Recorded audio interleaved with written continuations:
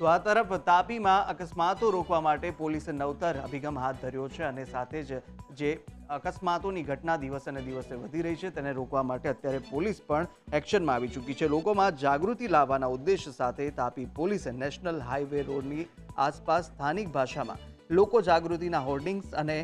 Loss થયેલ કારને મૂકી અને અકસ્માતની ભયાનકતા અંગે અવગત કર્યા હતા। તો રોડ પરની પસાર થતા જેટલા પણ વાહન ચાલકો છે તેમને અકસ્માતની ભયાનકતા દર્શાવવામાં આવી હતી।